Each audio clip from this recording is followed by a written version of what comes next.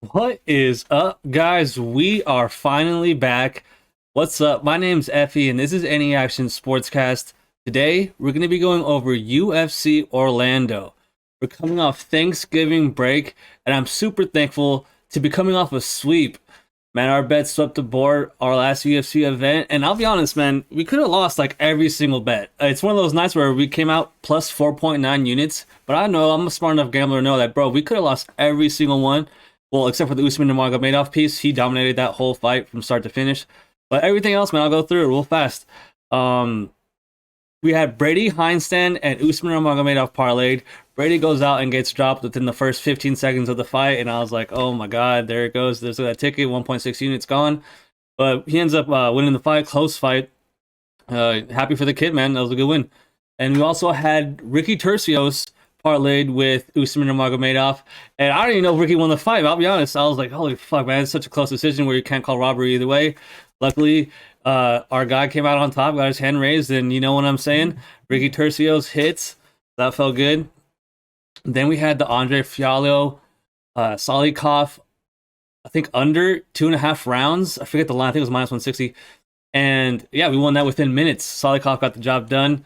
Ends up finishing Fialho. And that was impressive. I actually picked Fialho. I thought Fialho was going to be the one that took out the knockout, but I'm happy that that hit as well.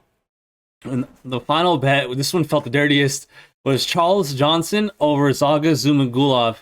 And we had 1.75 units on that at minus 160. And man, I'll be honest, I thought he lost that fight. And it wasn't as bad as like Dustin Jacoby or Peter Yan, but I remember the feeling of like, oh man, like that was like wrong side, that the wrong guy won. And I was just finally, it feels good to be on the right side of one. Finally, our bet hits. Sucks for Zalgas. I heard he retired. That sucks because, man, he's been in a bunch of close fights like that. But like I said, man, super thankful to be go sweep the board like that. 4.9 units. We're up 22.7 units on the year. We're thankful for that as well. And all you guys watching, man, for watching the show. I think we're at like 130 subscribers or something. We're about to hit like 150 soon.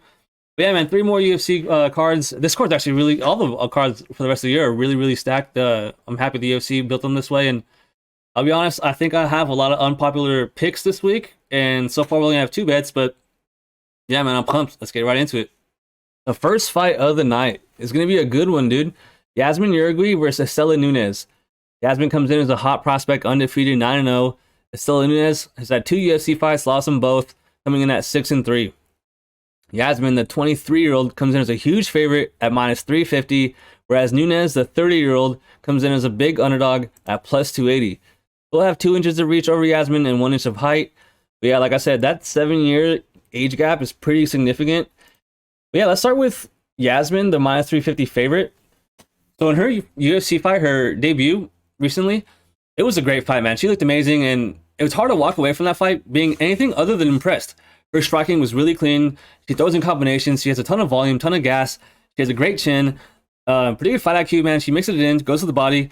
Dude, really impressive going forward. Her opponent, was game as well. Yazmin Lucindo was there the whole fight, countering and landing on Yazmin, actually.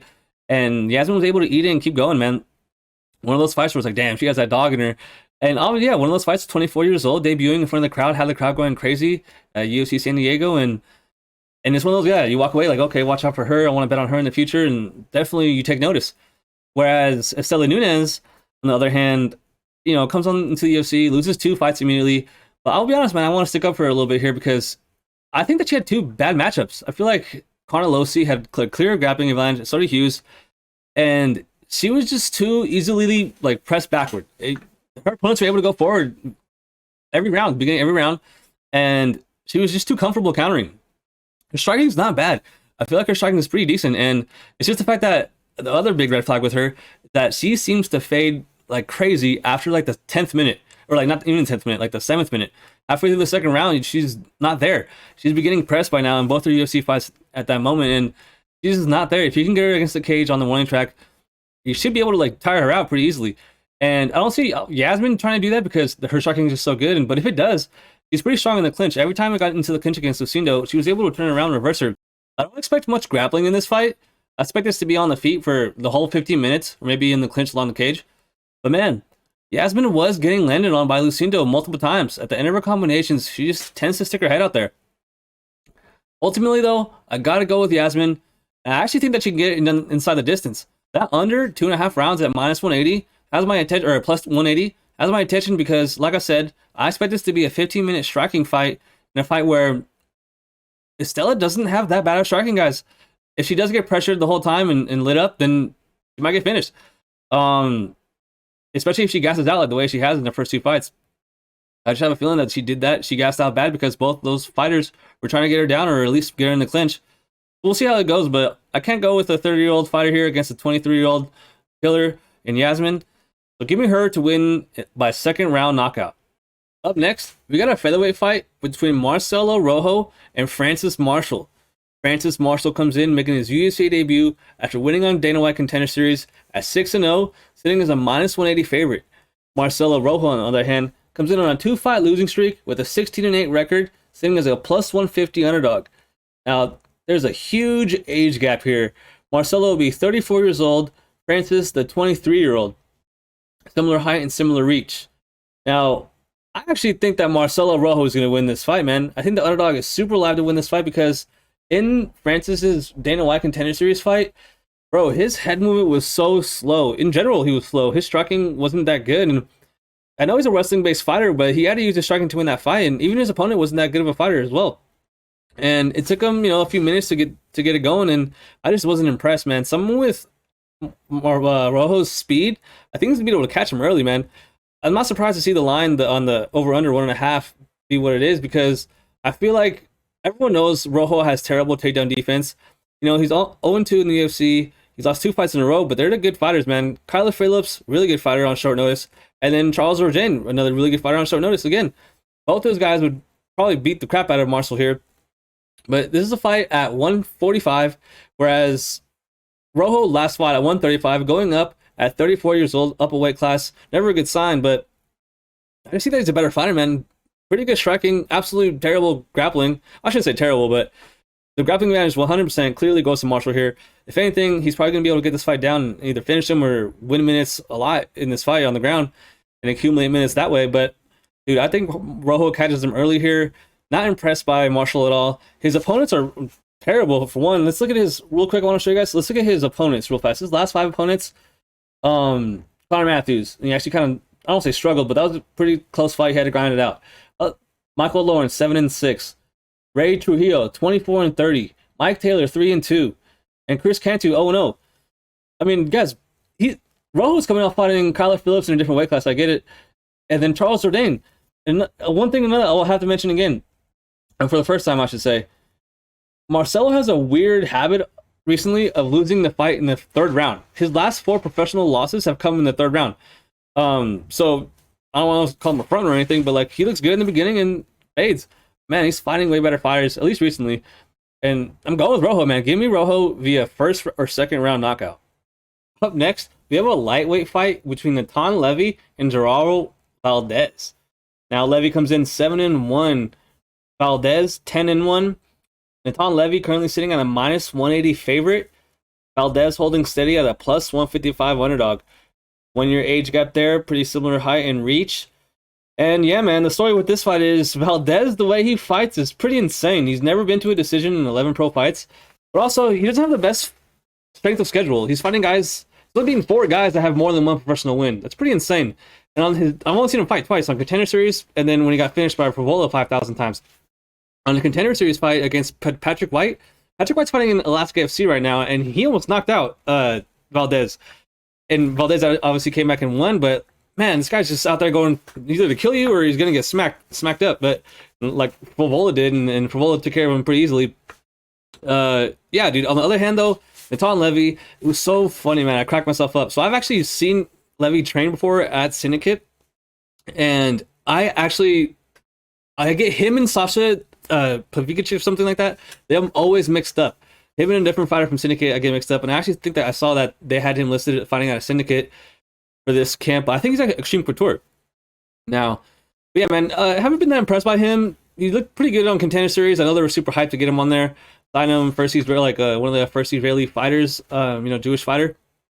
I think he rocks at jiu-jitsu shirts. But yeah, man, his game's more of like, he's not a finisher. He's really, like, if he does finish a fight, it's going to be via submission. And I think maybe a club and sub by Levy might be live here. The under 1.5, 2.5, maybe, because like I said, dude, Valdéz is in there to finish the fight. He doesn't get paid by the minute. But man, yeah, I can't go in minus 180. That seems all right, fair, I guess, because dude got finished by Provola bad, and I mean, look like crap, and then almost got finished by a dude that's not that good, man, and fighting in Alaska FC right now. And then the rest of his schedule to get to the UFC, those guys aren't very good either. I haven't seen those fights, but I would assume they're not very good. 1-0, 1-0, 0-0, 0-0. I mean, I'm going with Levy here. I think it's gonna be the fighter to move on forward his career, get a win, continue, to build. I think it's a slow build for him. Lost to Rafa Garcia in the last fight, but I view Rafa as a pretty good fighter. It's not a bad loss. But yeah, not that impressed by Levy. Give me Levy via second round submission. Feel like a casual, but that's my pick. Up next, we have a pretty close women's fight, in my opinion, between Tracy Cortez and Amanda Ribas. Cortez comes in at 10-1, Ribas comes in at 11-3, and this money line has been moving all week. Ribas earlier this week was minus 130 to come back on Tracy Cortez plus 105. Now currently Ribas is all the way down to minus 115, and Tracy somewhere between even money plus 100 and minus 105. So a ton of money has been coming in on Tracy, and I think that's because people expect her to be able to control the minutes here on the ground and get Ribas down and keep her down. I don't know, man. I actually like Ribas here. I liked her at minus 130, and if the line keeps crashing, I might end up with a bet on Ribas here.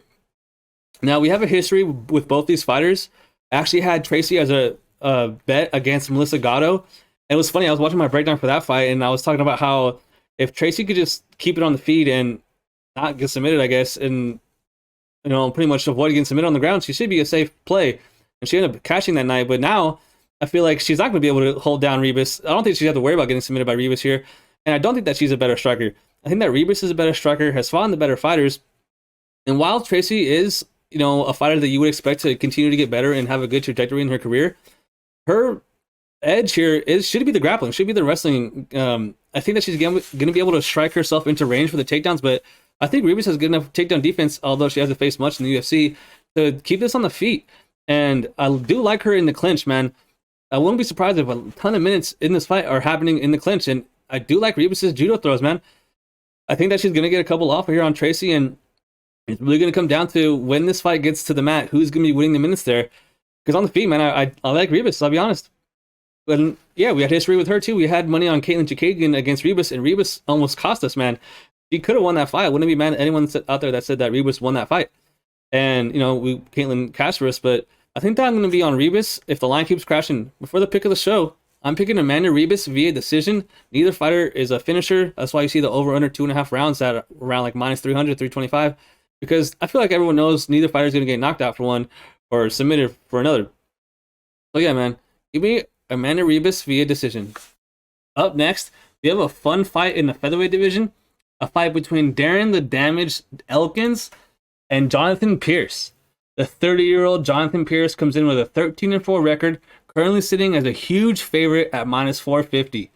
Darren the Damaged Elkins comes in 38 years old with a 27-10 record, currently sitting as a plus 325 underdog. Now, Jonathan Pearce being that big of a favorite is insane to me. I mean, he's looked good, don't get me wrong. He came on, won his Contender Series fight, immediately loses to Joe Lozon up a weight class, goes on a 4-5 winning streak. But it's not like he hasn't been vulnerable in those fights, man. He's not just going out here and steamrolling guys. Like, he has his moments where he looks vulnerable, but he's just finding ways to win, man. Jonathan Pearce definitely on a run here, 4-5 winning streak. 30 years old, in his prime, fighting a guy who's 38 years old, still fighting in Darren Elkins. Been around forever, dude. I think almost 15 years now he's coming up on in the UFC. The guy's a vet, man. He's fought a ton of high-level fighters, man.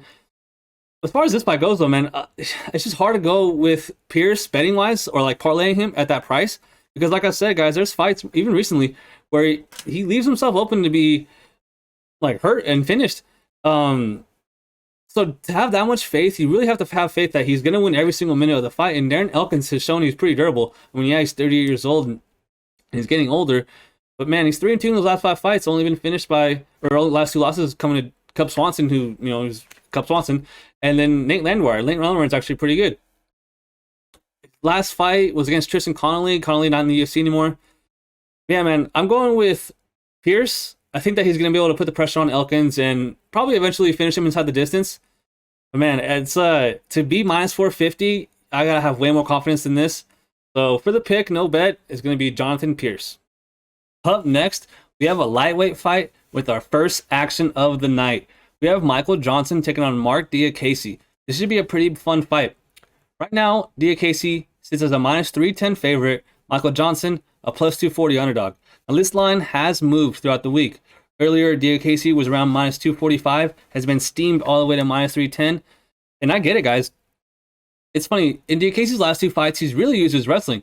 And I feel like that caught a lot of people by surprise. He's what I would think of more as a striker. His striking is really good, kickboxing is really good. Had a really close fight with Fiziev, and we all saw what he's doing. But since then, he's really employed a game plan where he's able to get guys down and control them. Now, Michael Johnson, though, has way better wrestling than the 2 guys he's beat recently, Diakiese, that is. But I'm still super confident in Marc here. I have Marc 1 unit bet straight at minus 275, and I have him parlayed at minus 300 with a different bet that we'll talk about later. So I'm pretty confident in Diakiese here because Johnson 1-4 in his last 5 fights, 38 years old, a 7-year age gap here, or he might be 36. Or I don't know. I know that he's way older than Diakiese here, and that's just never good, man. Fighting at 155. I don't know what he's fighting for still. But I gotta say, I do respect his grappling and his wrestling. I don't think that he's gonna get dominated here. I actually expect this to be on the feet for 15 minutes, and I'm still confident in Diakiese to win a 15-minute striking fight. Ultimately, I think that he's gonna be able to utilize his grappling and his wrestling when he needs to secure a win here. So I'm going with Diakiese pretty confidently here via decision. Up next, we have a pretty fun fight in the elderly division between Clay Guida and Scott Holtzman. Now, I'm pretty surprised at this line as well. I feel like a broken record saying that all these dogs are live here, but I think that Clay Guida is going to win this fight, man. It's weird. I usually never go with 40-year-old fighters, but I think that he has a chance to win this fight pretty convincingly here. Scott Holtzman is sitting at minus 190 now as a favorite. Clay Guida plus 160. Now, Clay Guida, obviously 40 years old. Scott Holtzman, 39 years old, though. Not like the youngest dude ever either. And he's actually more inactive than Clay Guida. Clay Guida is fighting way more often than Scott Holtzman. Scott Holtzman, recently lost to, who was it? The grappler, Matuis Gamrot. And then before that, Beneil Dariush. I mean, dude, guys, those are really top guys. Those are top 15, top 10 guys. So it's not that bad of a look, especially when you're that old. But he wasn't really offering much on the ground. I don't think that Clay Guida is going to be able to, spam takedowns here and control minutes on the ground. But I do think that he's going to give Scott Holtzman's problem on the feet. He's very awkward with his movement, and I wouldn't be surprised if he had a speed advantage here on the feet. I trust him to, not get submitted, even though he does get submitted by everybody. Clay Guida on the ground here. Because Scott Holtzman, I don't view him as having that significant of a grappling advantage, if at all, here against Clay Guida. Like I said, I think that Clay Guida, if anything, has an advantage on the feet. So I'm actually going with the underdog here. Picking Clay Guida to win via decision. And up next, we have a women's strawweight fight between Angela Hill and Emily Ducote. Emily comes in, the 28-year-old, with a 12-6 record, currently sitting as a minus 125 favorite. Angela Hill on the other side, the 37-year-old, coming in with a 14-12 record, sitting as a plus 105 underdog. On pretty much exact same height and reach. Super interesting fight here because on one hand, obviously Amanda Hill, way more high-level experience, and overall, shared the octagon with way better opponents than Ducote. But she has a tendency to fight all of her fights really close, like the female Zalga Zumagulov. She always finds her way to lose split decisions. But on the other hand, Emily Ducote, this up-and-coming, prospect, Invicta champion, comes over to the UFC, beats Jessica Penne, and is pretty well-rounded fighter, man. Really good striking and has pretty good grappling whenever she has to use it. But what worries me in this fight is that I know no matter how the first 2 rounds go, Angela Hill is going to be there in that 3rd round. She has a ton of volume. She presses forward. Pretty good clinch game. Coming off a pretty big upset win against Lupe Godinez, who in my opinion was a victim of a low fight IQ fight. But man, she's been in there for killers. The fight that really sticks out is the Amanda Lemos fight. In that 3rd round, she was still pushing, man. That was a closer fight than I expected it to be. And if she can withstand the power of Lemos, I mean, we all see what she's doing now, then I do have a hard time thinking that Ducote is going to be able to put Hill away. So in a fight that I think that's going to go to decision, man, it's tough. Minus 130, I would normally be all over her in this situation, in this line, but I know it's going to be a close fight. I am going to pick Emily to win a decision here over the 37-year-old Angela Hill. Man, I am not betting this fight. We have a welterweight fight between Niko Price and Philip Rowe.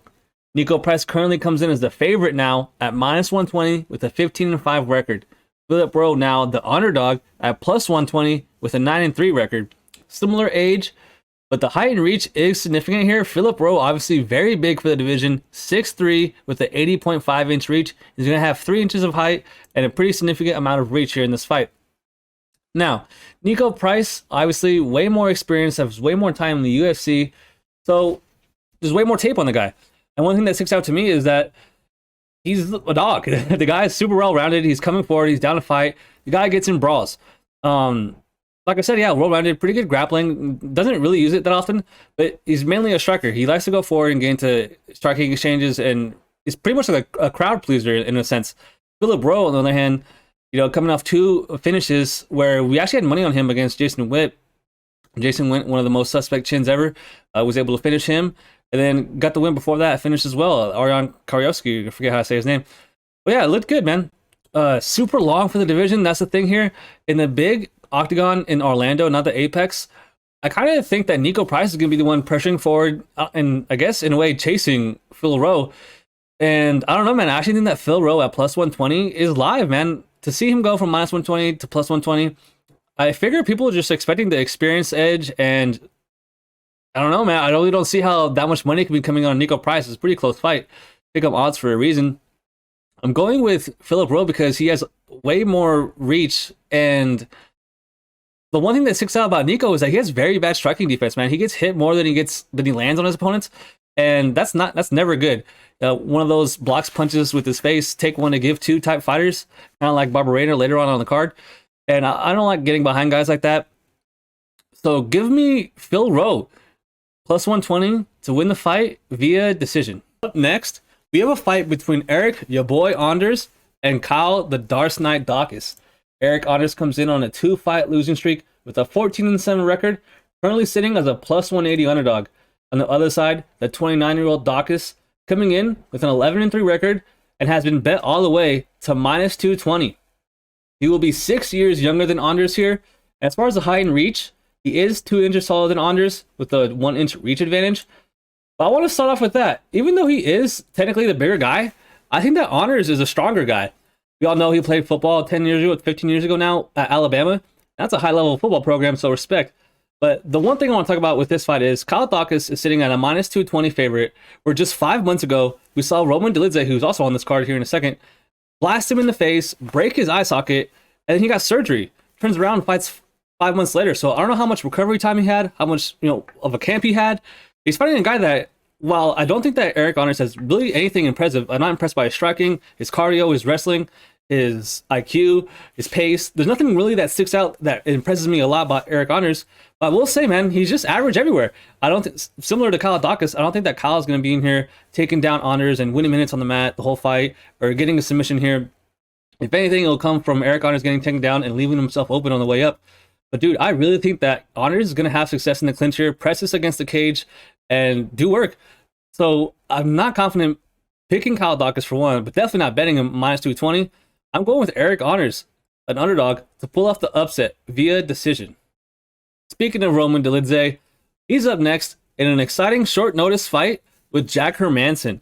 Jack the Joker Hermansson comes in as the minus 190 favorite with a 23-7 record. On the other side, short notice, Roman Dolidze stepping in with an 11-1 record, currently riding a 3-fight winning streak, currently sitting as a plus 145 underdog. Now, both these guys are actually 34 years old. I was surprised to see Roman be that old. I figured he was younger, man. I kind of considered this guy an up-and-coming prospect, but damn, he's almost 35 years old. Height and reach are pretty similar, almost the exact same, with Jack having way more UFC experience, fought way higher-level opponents. And yeah, man, so I like Jack here. I don't know if I'm going to be betting him minus 190. I wish I would have got in at minus 170. I feel like that's way more fair. Because Roman does possess, some danger. I mean, guys, look at his most recent fights. Ever since he stole JP Buys his wife, he's been finishing everybody. The Daukaus finish was super impressive, and even the Hawes fight was impressive. And it's not like he just went out and blasted Hawes with his hands. He used his grappling to, hurt Hawes, injure his knee, and then he went and finished him. He kind of like showed mercy a little bit too. But super impressive, super excited to see this guy fight. Definitely a type of fighter you want to watch, which wasn't the case earlier in his career. He's more of like a grappler, like minute winner type guy. But recently, like I said, guys, something's happened with this kid. And I'm not kidding, he's 34 years old, but like he's on a run right here. He's like definitely riding high, and I think he's trying to take advantage of an opportunity here, short notice, against a pretty big name, ranked guy against Jack Hermansson.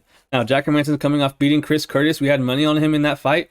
And he was able just to stay away the whole time and avoid getting knocked out. And Chris Curtis isn't going to take him down and submit him. There's no sense of doing that against Jack. Jack has pretty good BJJ and pretty good grappling. And so Chris Curtis was forced to, chase him around the whole octagon the whole time. And if that happens here, I don't know, man. Roman's dangerous. He could pop. But it's just that he's, pretty big for the weight class. Has a tough weight cut. And the short notice doesn't really sit well with me. I think that Jack Hermansson is going to be able to win a decision here. Or if anything, get a third round finish. I do like his grappling and his jiu-jitsu. I don't think that the gap's going to be that wide when it comes to that realm of this fight. In the clinch, Roman is dangerous, and on the warning track, he is dangerous. He could explode on you and finish you at any time. I'm going with Jack Hermansson to win this fight via decision. And up next, we have a fight that I'm super excited about. A fight in the heavyweight division between Tai Bam Bam Tuivasa and Sergey Pavlovich. Tai comes in all the way as a plus 175 underdog, as this line has ballooned the other way. Sergey was once 165 on the other side, and he's been bet all the way to minus 220 now. He comes in with a 16-1 record. Only loss ever was to Alistair Overeem, while Bam Bam comes in 15-4, and coming off a loss not that long ago to Cyril Gane. For that, he was on quite a run, man. He was on a winning streak there, and that's the big thing with me in this fight. If this fight wasn't so close to Tai's most recent fight, I'd love Tai in this fight. I would pick him and probably bet on him, especially at those wide odds. It's just he took way too much damage against Cyril Gane, and that wasn't that long ago, guys. Sergey Pavlovich has an 84-inch reach, which we definitely have to talk about. That's insane. I believe Tai's is only 76. So he has a significant reach advantage here, and that's pretty scary in the heavyweight division if you watch this guy fight. This guy's never seen the second round in the UFC. One of those Dagestani rare heavyweights, fighting out of Khabib's team. And he's also put in some work at American Kickboxing Academy, aka, which is funny because Tai actually put some time there too. So I wonder if there's some familiarity there. I don't know. I wish there was a way to find out. But yeah, as far as this fight goes, the over is set at 1.5 rounds, and I think that's going to end in that second round. So if you like Tai, bet on him to win via round 2 knockout, or if you like Sergey, bet him round 2 knockout. Because, man, once this fight gets started, or I should say, once the fighting gets started, once they start exchanging, I think it's going to be over pretty quick because Sergey is just so long, and he does something that I really like, man. He mixes in body shots. He goes, when he's throwing his combos, he'll mix in a left hook to the body, a right hook to the body. And a lot of guys can't handle that. When you're getting pressed up along the cage, on the warning track, he can end it pretty quickly. Whereas Tai, he does a lot of his damage, a lot of his best work in the warning track, in that little 4 feet area right there along the cage. Whether he's backing you up or you're backing him up trying to swarm on him, he can actually be pretty dangerous along the cage. In the open, he has pretty good leg kicks. But dude, Sergey has really good teep kicks, front kicks to the body. And he just seems like a fighter that I wouldn't be surprised to see him fight for the belt one day. Both these guys have a similar common opponent in Derek Lewis. Both got him out of there. And man, dude, if this fight just wasn't so close to Tai's last fight, I would feel pretty comfortable taking that dog money here. But I can't. It's too close. Sergey's probably going to get it inside the distance via knockout. And yeah, man. Tai, I hope he got paid for this fight. Super quick turnaround. Do not understand what he's doing here. Give me Sergey, the Russian, via second round knockout. Up next, we have a pretty exciting fight between Matheus Nicolau and Matt Schnell. And Matheus Nicolau comes in with an 8-2-1 record, and he's been bet from a minus 225 favorite to a minus 400 favorite. Insane line movement in this fight. Whereas Matt Schnell, coming off one of the fights of the year against Sumadarji, came in as a plus 190 underdog, and he's been bet all the way to plus 300, 320 at some books. Absolute insane line movement, guys. And I get it, man. I actually am real high on Matheus Nicolau, but at minus 400, that area, I am not betting that. I hate betting fights in general at that price because I want my guy to win every single minute of every single round if I'm going to bet that much, that wide. But to make it short, to get to the point, Matheus Nicolau should win this fight. He should be able to keep this fight on the feet and hold his own on the ground if it does get there. Pretty hard guy to submit. He's not going to get submitted here by Matt Schnell. I'm pretty confident in that. And Matt Schnell, like I said, had a war with Sumadarji. Sumadarji isn't the best grappler, and he had a clear disadvantage in that area. Whereas I don't think that's going to be the case here with Nicolau. Nicolau also, in my opinion, has beaten way better fighters and also is on a bit of a run here. The Dvorak win's good.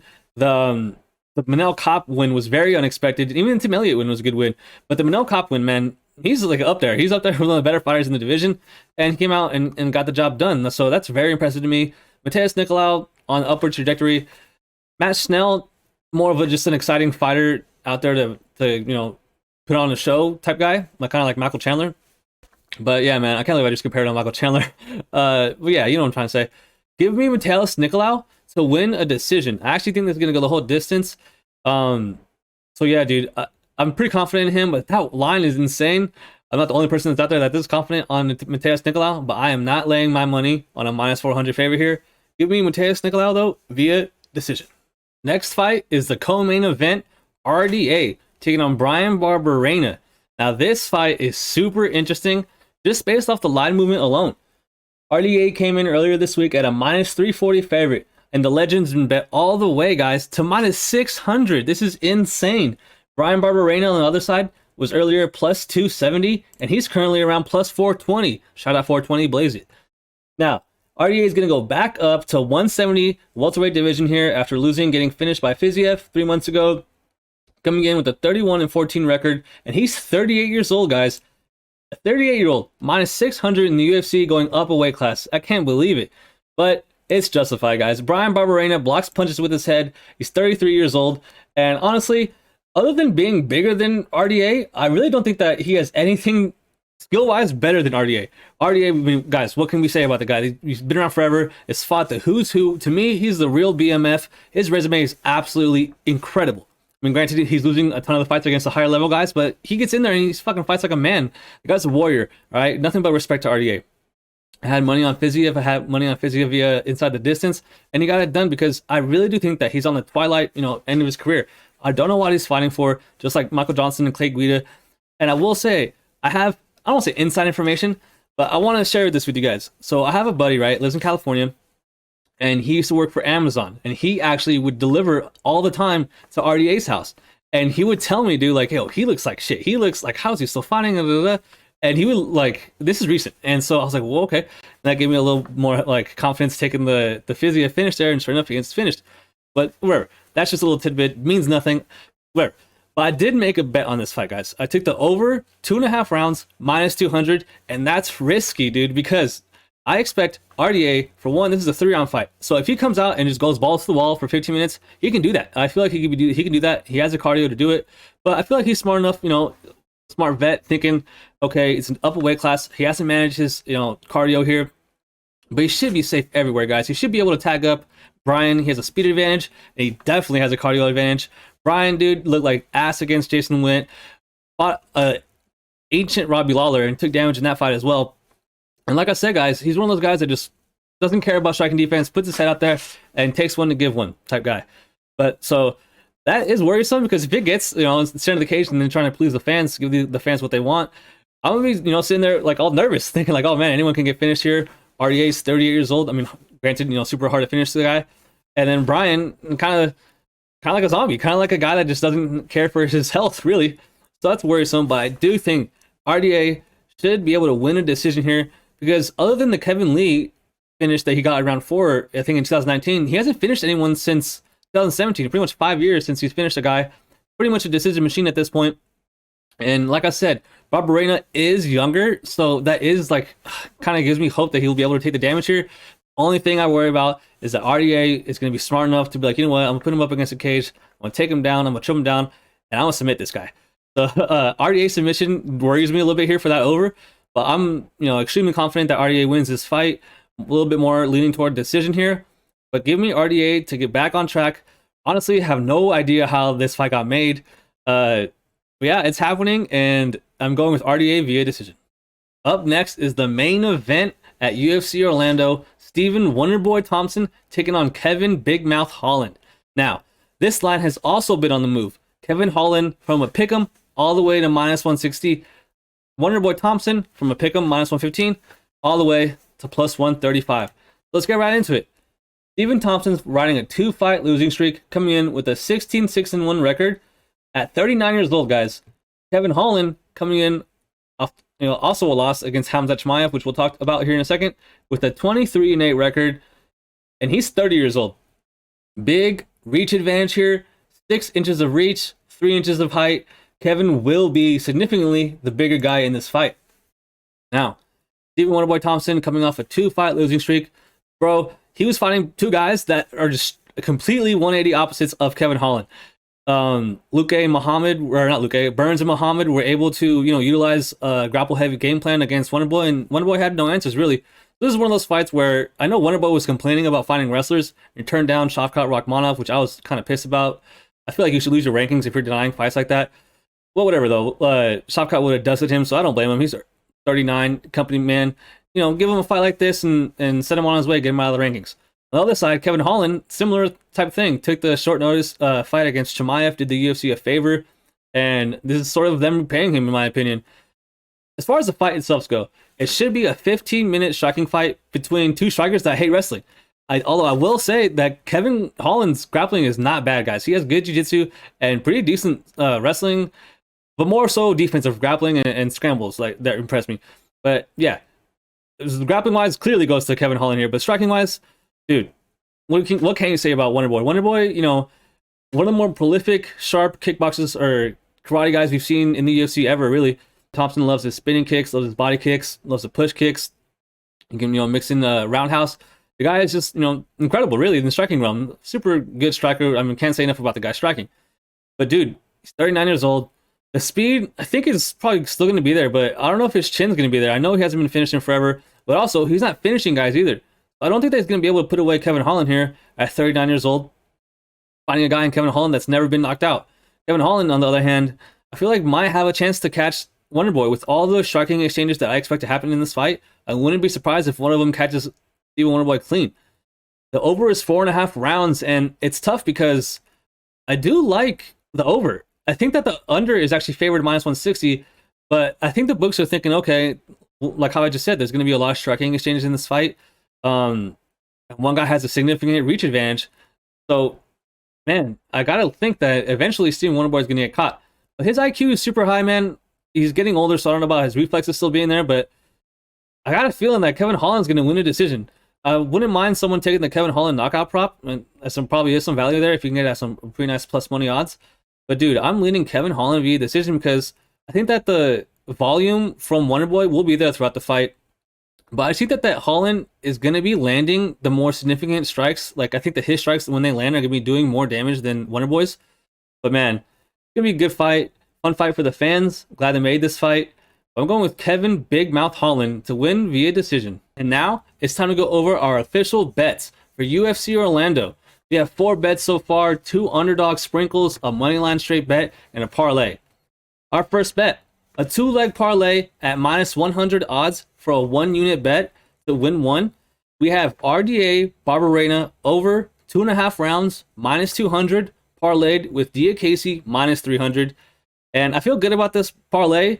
That over will be a sweat, I'll be honest, because Barberena can get finished in this fight. RDA is just that much better than him.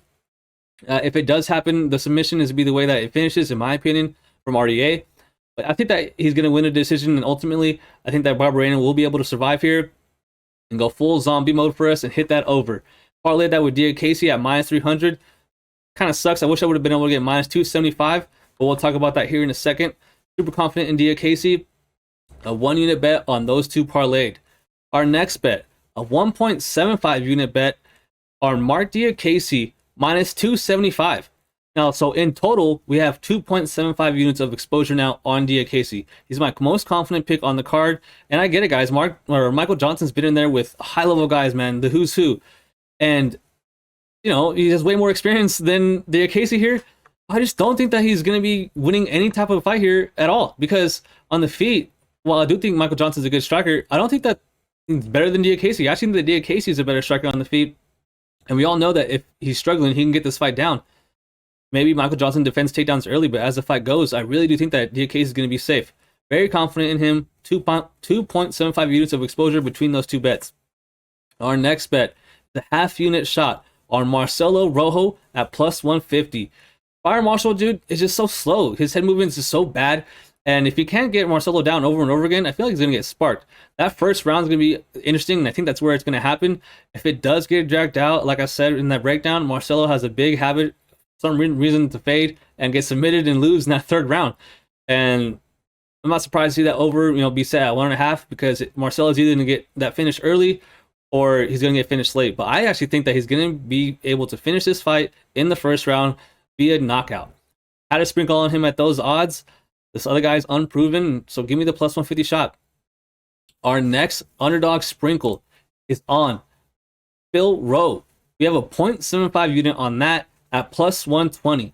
Now this comes down to fading Niko Price, because I just think he's too hittable, man. He gets hit way more than, not way more, but he gets hit more than he lands on guys. And I don't think that he's going to be able to take down Phil over and over and over again and keep him down to win minutes that way. I think that Phil's going to be live as the more this fight goes. And with that reach, with the striking lacking defense of Niko, I feel like this is going to go to decision. I feel like Phil's going to be able to win it. So give me Phil Rowe, a plus 120 sprinkle at 0.75 unit bet, because I think that it's worth it. So thanks so much for watching, guys. Made it all the way here. Hit that like button, hit that subscribe button. It's pretty, iffy card. A lot of close fights and a lot of underdogs that I think are really live. We got to pick our spots smart here, be disciplined, and not get too overexposed on some guys. So thanks so much for watching, guys. Appreciate it. I will be on, I don't know if it's on Johnny K Picks or Cody from Blood Money's channel, but we're doing a panel before the fights on Saturday. So make sure you guys check that out. Pretty sure we'll tweet it out.